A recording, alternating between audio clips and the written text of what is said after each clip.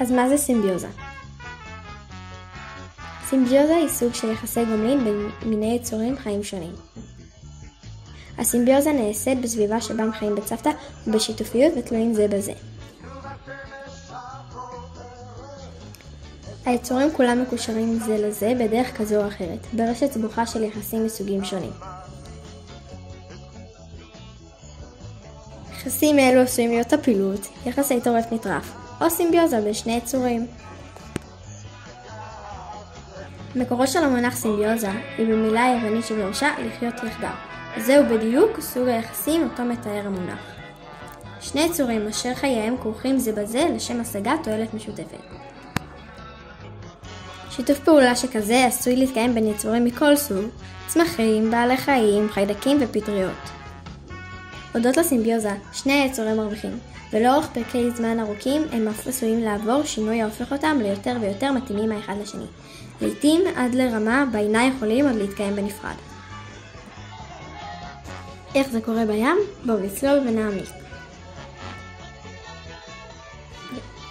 מאות יצורים חיים בים בקרבה יתרה זה לזה. קרבה זו גורמת לתחרות או לטריפה ביניהם, אך גם לשיתוף פעולה. שיתוף הפעולה הידוע ביותר הוא הניקוי. דגים שאין להם אצבעות וידיים שיכולות לנקות את הגוף, או את השיניים והזימים, נזקקים לעזרה מבחוץ. ישנם בעלי חיים שזהו בדיוק תפקידם, נקאים. הם ניזונים בעיקר מטפילים ורקמות עור של דגים או יצורי ים אחרים, ובכך הם משרתים את לקחותיהם. דגים וסרטנים נקאים הנמצאים במקומות גבוהים הנקראים תחנות ניקוי, מושכים אליהם דגים גדולים. חלקם טורפים מובהקים כמו הזערון שמשנים בתנוחת גופם, פעורים את פיהם וחושפים את שיני הטרף שלהם למנקים. אלה מרגישים ביטחון בחלל הפה של הטורף, וחלקם אפילו ישנים בלילה בחלל הפה של הטורף. שיתוף פעולה ששני הצדדים נהנים ממנו. במקרה של הנקאי, הלקוח שלו, קריש למשל, זוכה בהסרת טפילים ושאריות מזון ואפילו צחצוח שיניים, והנקאי זוכה באוכל.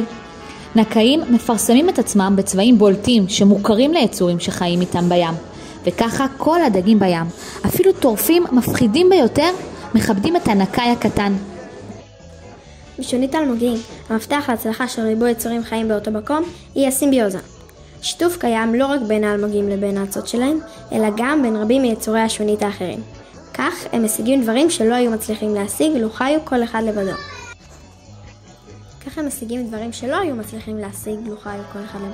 כגון מקום מחיה, מזון, הגנה, ניקוי מטפילים ועוד.